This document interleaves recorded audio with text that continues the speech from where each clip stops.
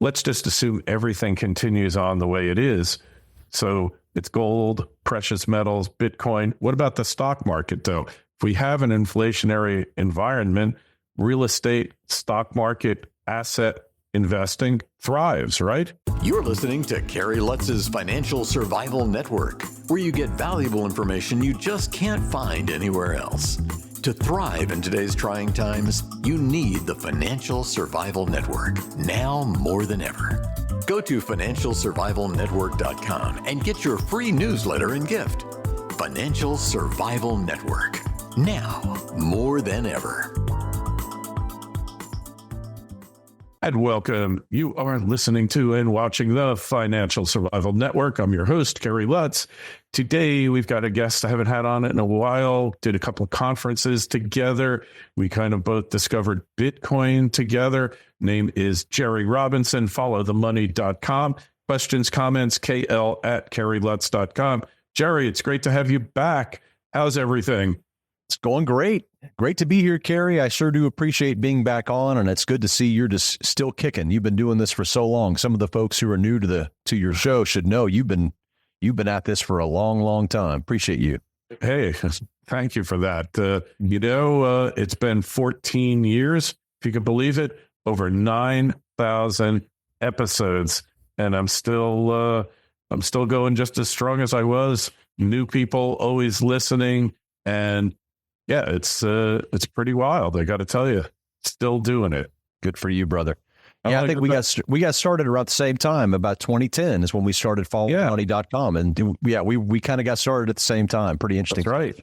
We did. Mm-hmm. We did. Yeah, it's amazing. I can't even believe it, but here we are, and we're still giving the message out there, still letting people know that this is real, and it's getting more real all the time. So the new administration, the more things change, the more they stay the same. The hand just rearranges the players in the game, right? The king is dead. Long live the king. Well, we do have a new administration. You can tell from the markets that there are certain sectors that really like this outcome. There's other sectors that are not so happy. And that's the way it always is, Had we had a different outcome, had we had a Harris victory, we would just be basically seeing a lot of inverse action, So basically, it doesn't really matter who is in office when you look at the longer term. I have a great chart that I recently saw in the wake of this election that just shows that anybody who tries to play politics with their investments usually gets, it can work. And I'm not talking about strategic sector allocation. I'm not saying, okay, we have somebody who's pro energy, so I'm going to have a little more energy in my portfolio. I'm not talking about that. No, people who actually freak out and just get out of the market because so-and-so won, which we've seen many times throughout throughout the many different times. And when you look at that, you'll see, well, that usually is a losing strategy. So the way I look at this in this environment here is not to really freak out about anything, but just to basically, have prudent allocation, stay invested in the right things, and don't let anybody shake you out. Don't let anybody spook you into thinking that this time it's different or whatever. And that would, again, either way, whoever wins, you always have those voices that are trying to erode your confidence in your long-term investment strategy. And I don't think a politician is really going to change the long-term investment strategy that we've laid out and that follow. The leopard never changes his spots, right? The leopard never changes his spots. Very true. So what do you do about it? Things are crazier than ever. People are crazier than ever. Markets are more volatile than ever in many respects. I mean, hey, when you and I got together, Bitcoin was around 12 or 20 bucks a piece. Now it's at close to 75,000. I mean, that is pretty amazing, isn't it? Bitcoin is stunning all of the skeptics. It's stunning all of the all of its opponents. We were talking about this off the air, how you and I, learned about Bitcoin very early from someone who knew a lot about Bitcoin very early, and so you and I were blessed in that regard to know about it so early. And it's crazy today because when you and I were talking about Bitcoin, say back in 2013 or whatever, the idea that there would be a proposed Bitcoin strategic reserve, or the idea that there would be, that we would want to make America the Bitcoin or crypto capital of the world. I mean, this is absurd. It was just very early at the time. And so I can't think of an asset class that has gained as much institutional adoption so incredibly fast as the digital asset space. And it's really kind of made for this time. That was really kind of always the use case for Bitcoin, was the fact that it served as this currency without a government in a world where governments had become reckless with their currencies. And so therefore, I think many people are tuning in. We're seeing pension funds and endowments and countries and corporations. Yes. The spot. Yeah.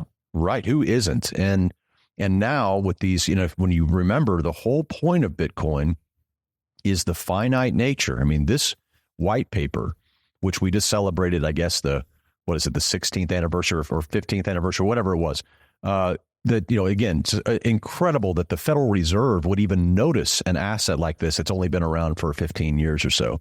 They would even come on their radar, or that a president would even come up in a presidential campaign, some asset that's just that new. Just absurd that, that it would have that much influence upon political campaigns and upon the central banks. It's incredible. But the primary benefit, or maybe the primary feature of the Bitcoin white paper, aside from the fact that it was this currency without a government, where you couldn't haul in the CEO of Bitcoin before Congress and make him, confess to this or this, there's just no CEO, but also the finite nature. And this is what we're getting ready to see. And what we're seeing now is the fact that you only have 21 million Bitcoin. This story is this has been going on since the beginning.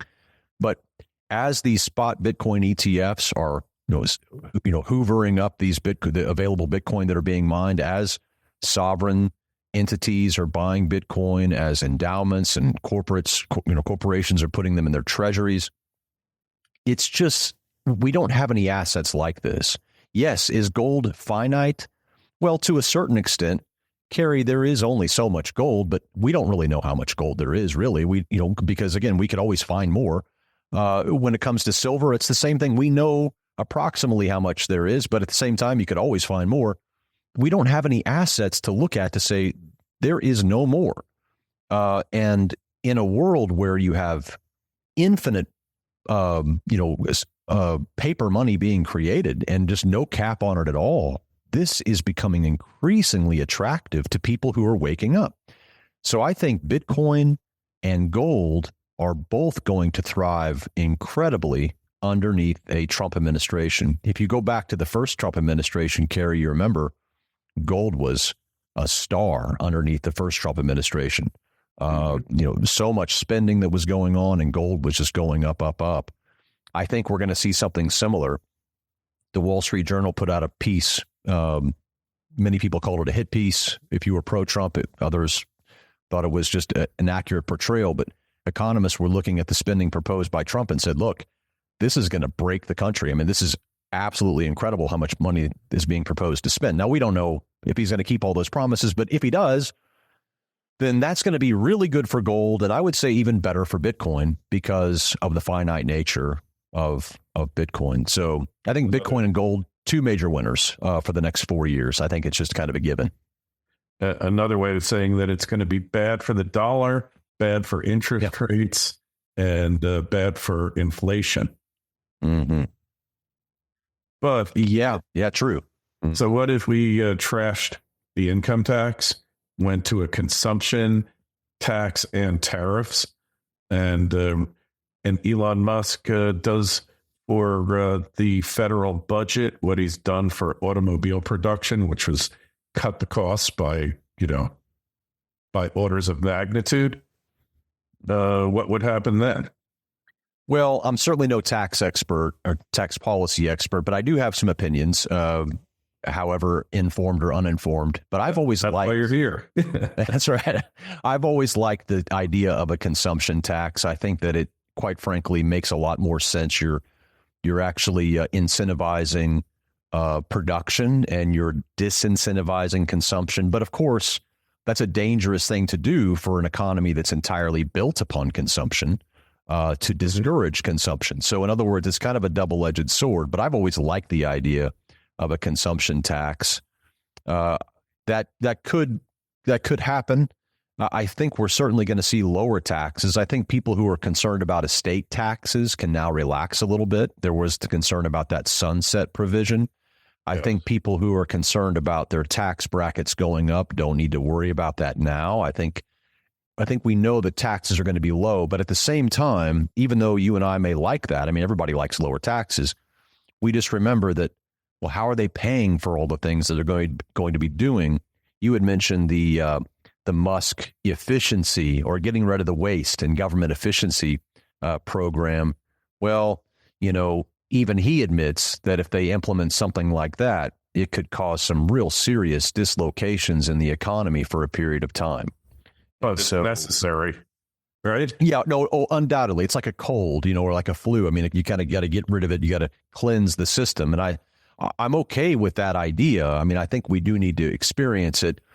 We definitely need a cleansing in terms of our, but again, I think it's easier said than done, because once again, the key part to keep in mind, Kerry, is that no one has told us what they're going to cut. Now, we hear things like, we're going to shut down this department of this, of education or whatever. Now, all this stuff is easier said than done. It works fine on the campaign trail, but actually implementing these things. How about if they shut down the Department of Redundancy department? Yeah, sure. Why not? Why not? Redundant. They're all redundant. I could most of the federal budget by about a third with one session of Chat GPT. I did said, what are the top 100 agencies to get rid of? And it put out agency after agency after agency that I never even heard of. The Federal Monument and Research Commission. I don't know what they're researching monuments for, but crazy agencies here that just shows the government's completely out of control. And the only way, to bring something under control is you either got to cut it, or you got to sedate it, or you got to do something, kill it. Well, one of the largest areas, Kerry, that we could really save money is the war machine. The Department of Defense, the Pentagon, which still can't pass an audit after years and years and years. I'd say take the knife to the Pentagon.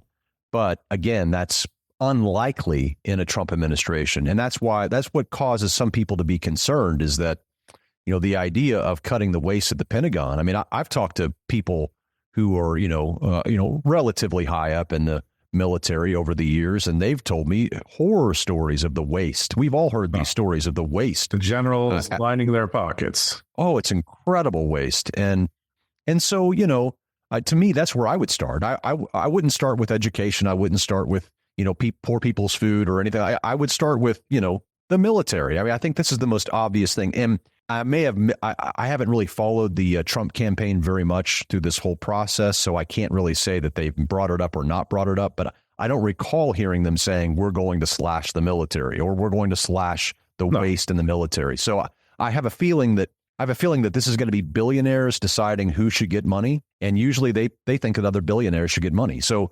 surprise. And so I'm a little concerned as to who's going to lose and who's going to win. So we know probably who's going to lose, and that's going to be the American public one way or the other. Even if the intentions really are good, which I believe they are, it's still this is the turning the aircraft carrier around, right? And the only beneficial thing is basically Trump he found all the people in Washington that he couldn't trust, right?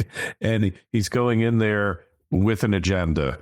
And, the day that he goes into office, 1,000 executive orders will be filed. I guarantee you. There's no question about that. So, but, let's just assume everything continues on the way it is.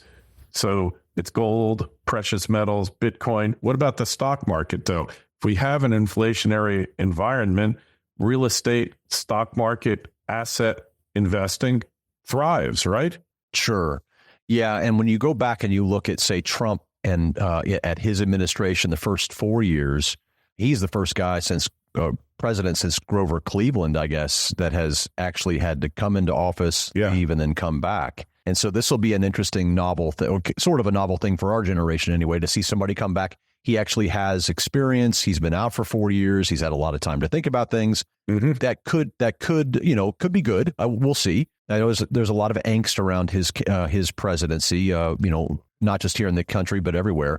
There's a lot of unpredictability. In some ways, that's good. In some ways, that may not be good. But as far as the market goes, the way I see it is that when you go back and you look at the first 4 years of Trump, you see that technology, and I want to say it was, I used to have this memorized, but I remember it was technology was the best performer, and then which is surprising. And then the second one was consumer discretionary. These two sectors of the S&P 500, which kind of makes sense in that when you think about the time frame. When you look at Biden, what the top sector has been under Biden, it's actually energy, which again is somewhat surprising as well, because you would kind of think those would be reversed. But it all makes sense when you consider the historical backdrop for both of their terms. But when we look forward for Trump, I think that technology is going to continue to be a big, big winner. Innovation is simply bipartisan, and that's fortunate for us because we want to see continued innovation. I think innovation will continue regardless of what happens, even if we, some people have said, hey, we're going to enter a depression. Well, even in times of Great Depression, innovation continues. And so innovation, I think, is just going to continue. We're going to see lots of incredible things as we move forward. AI. I think and quite frankly, go ahead. It's incredible what AI has done. I'm going to just read you a little something about Grover Cleveland's second term. Sure. And he was a big anti-corruption populist guy.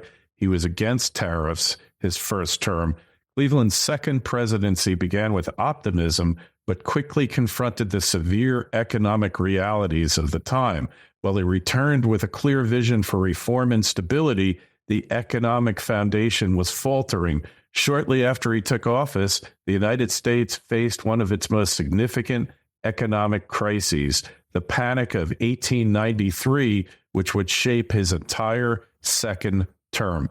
History doesn't rhyme, but it sure does echo, doesn't it, Jerry? That certainly could happen. That could certainly. I mean, the economy we're facing now it's very precarious, as you and I both know. We've been saying for years, this is not a good situation that we're in. One of the concerns that I have now that the presidency is over is I've been saying this now for a couple of months, and I'm getting this sense that it's going to happen, and I'm really hoping it's not. But in the wake of this election, now that everything's there, the honeymoon is going to now go on for a bit of time. But I'm thinking sometime, in the next month to maybe after his first 100 days, who knows? Maybe we're going to see the credit rating agencies come out and downgrade us once again, the United States. There is absolutely no path forward that is sane. There is no path forward that any credit rating agency could look at America and say, this is all going to be fine. There's no scenario. So because there's no scenario where things can get better without drastic changes, well, just like you said, we may see some drastic changes, but that could create and roil the markets, roil the economy. And then again, people would then say, well, where's my 50-cent bread? Where's my $1 a gallon gasoline? I was promised lower inflation. So in other words, the expectations of the people also kind of play a part in this. And right now, and that's my concern about the whole Trump campaign, quite frankly, is that I think there's been unrealistic expectations about what to expect from this economy. The idea that you don't like, $6 milk. Well, that's kind of tough. I mean, get used to it. I mean, if you don't like $3 gas, I mean, I don't know what to tell you. I mean, you got some of the lowest tax rates that we ever had. And with Trump gets in, of course, which he is, they're going to go down. So this is a recipe for some sort of disaster. And while I think Trump is going to goose the markets. I mean, look at what happened to look at day one of what happened with the Trump victory, and you get a pretty good glimpse of what's ahead. Bitcoin hit a new all-time high. When people were saying, when's Bitcoin going to hit a new all-time high? We're just waiting for it. When did it happen? The day that Trump won the election. That's what he is pro-crypto. Pro-crypto. And so there you go. So now you see, very likely to have we just did a show called the Bitcoin Bull Market Follow Money podcast people can listen to. And it's all about the pro-crypto policies of the president. That absolutely is going to be huge. We're going to see, I think, quite frankly, we're going to see a massive bubble in crypto that's going to be completely unsustainable. It's going to be absurd. Okay, lots of scams coming out. 250,000 Bitcoin. It's going to triple to quadruple, and which is a great opportunity. So you buy a little bit now. I don't have a lot, but what I have has gone up 50%. I just was buying a little bit every single Sunday. And finally, I hit my target number, and I just stopped. And I did that over the course of like a couple of years. And now I just stopped, and I'm just watching it because it hit my target number.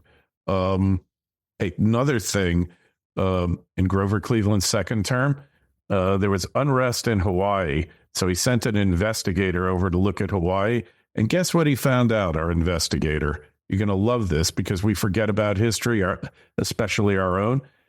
He found that there had been a coup of the ruling queen, the queen of the the Polynesian tribes there, that was backed improperly by the United States. I mean, this stuff never gets old, Jerry. It does, and it reminds me of Stephen Kinzer, who we've had on my podcast a few times. I don't know if you've had Stephen Kinzer on before. No, he wrote a great book. He wrote a great book. I think it's called Overthrow, where he goes through and he just talks about all of these different episodes, including Hawaii in the late 19th century, and Iran, and all of these different things. What a great book, and what a great guy who's really exposed a lot of that. When we think about what else a Trump administration might be, what we might see, again, look at day one. You see financials were one of the biggest beneficiaries. Why is that? Well, again, financial corporations like BlackRock and JP Morgan, they're always looking for somebody to loosen the regulations. And that's what Trump is going to bring. I mean, here's what we can pretty much know for the next few years. Your taxes are not going to go up, very likely. If they do, it's going to be very strange. You're also going to see financial regulation, get dumbed down. And so there's going to be a lot of scams. There's going to be a lot of people getting fleeced by big banks. Or Enron, all kinds of that kind of stuff. I think we're going to see some of the biggest bubbles we've seen in tech and in AI, because again, what do they say? When the wolf's away, the chickens play, or whatever. And so, the idea is away, the mice. The cat's away, the mice play. That's what it is. But this idea that the cop's kind of off the beat for the next 4 years, and so all of those industries you were paying off anyway. You were paying off a few $100 a week and a fifth of scotch and a box of cigars for Christmas. He's now totally off the beat. Yes, and there are two industries that I personally don't invest in. I just have a moral situation where I don't want to invest in them, but they include the military industrial complex, which I think is going to do great under Trump, just as it did last time. So I think that's going to do great because, again, we're not going to touch them. We're going to find other places to cut. And then also the private prison complex, which, again, I despise. Yeah. But nonetheless, we've already seen those kinds of stocks really accelerate. The other thing that I think we'll see do well are in the industrials. We already saw the Dow hit a record. In fact, the Dow was the best performing index, I think, on election day or in the wake of, even more than the NASDAQ, even more than the S&P. And a lot of that had to do with companies like Nucor or domestic steel. So I think these steel companies, there's a lot of industrial companies that are going to do well. I think there's going to see a lot. What's going to fail? What's not going to do well? Well, the first one that comes to mind is clean energy. Clean energy got hammered whenever we saw the election results. Yes. Clean energy is a space that I've long hoped to see succeed. And it is succeeding, but with all kinds of red tape. And then it's a mess. It's a total mess. And then the other one that at first, when I first saw the election results, I thought about cannabis, and I thought, that's been a tough market, a very tough market. That's to say the least. But I also was thinking about it yesterday, and I recalled somebody actually brought this to my attention that RFK Jr., who Trump has been saying, "Hey, I'm going to let him loose on our healthcare system," has been very pro cannabis. So, and Trump has also hinted that way. So many people right now, you see cannabis stocks, they've been hammered. I'm wondering if that's overdone, and the fear there might be a little too extreme, because I'm of the opinion that we've almost got this cannabis thing to a bipartisan solution where we might actually see just a federal tax upon it, and then they just say medical is fine. I can see why recreational might be a problem. I live in Arkansas, and they have medical cannabis here, and I like the way they do it here, Kerry. When I go to other states like Oklahoma, it's like billboards everywhere. It's pretty crass. And, when your kids are seeing it, you're like, I don't know if I really want this. But in Arkansas, everything's low profile. There's no billboards that I recall seeing.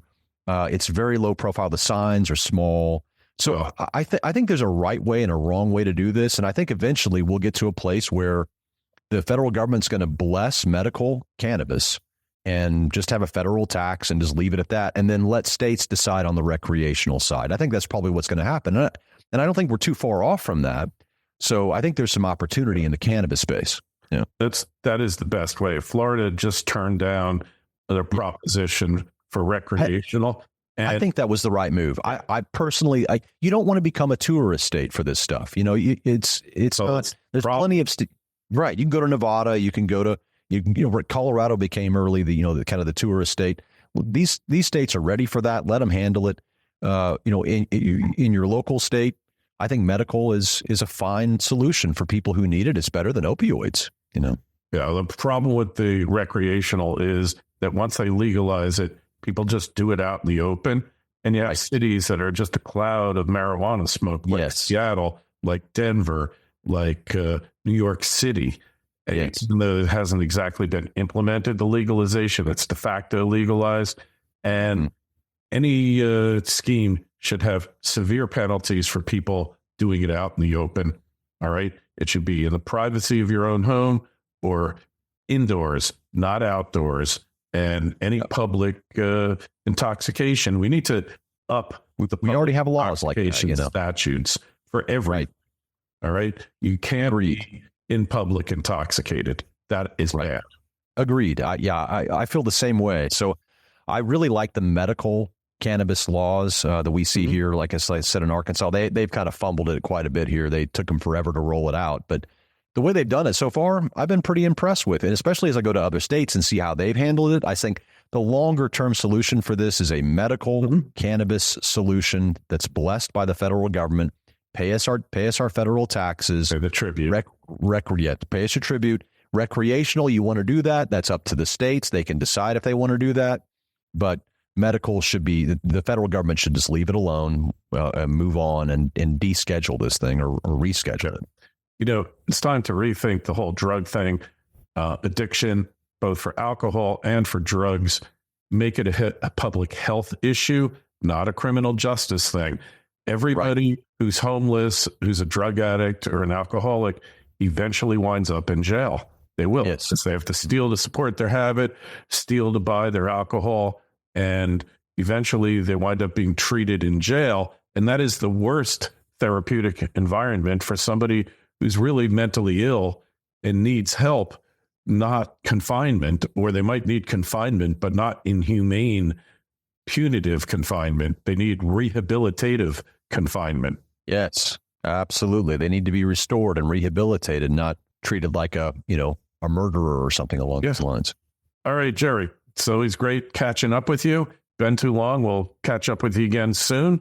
Followthemoney.com. That's the website. Questions, comments for Jerry, myself, KL@KerryLutz.com. You'll find a link to the show notes in the show notes to this interview on financialsurvivalnetwork.com to Jerry's site. Jerry, we'll talk to you again soon. Be well. Thank you so much. Thanks for listening to Kerry Lutz's Financial Survival Network, your solution to today's trying times. For the latest, go to financialsurvivalnetwork.com. Financial Survival Network, now more than ever.